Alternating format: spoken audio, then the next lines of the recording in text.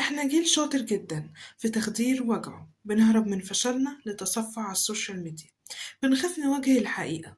اختياراتك النهاردة هي اللي بتبني مستقبلك بكرة، وبتحدد هتكون فين بكرة. أنت مش ضحية الظروف، أنت ضحية الوقت اللي بتضيّعه على التليفون كل يوم وأنت لسه بتقول لسه بدري.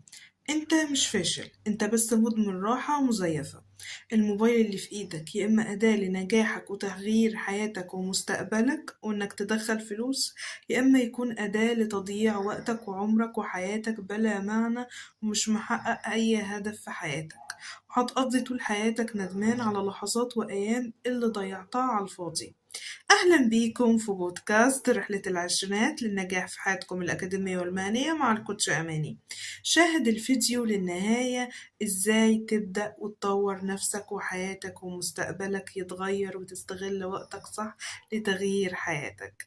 حدد هدفك الرئيسي، اكتشف انت عايز ايه بالضبط في حياتك. عايز تشتغل في وظيفة، ولا عايز تبني مشروعك الخاص وتنجح فيه، ولا عايز تطور مهاراتك؟ المهم تحدد هدفك بوضوح.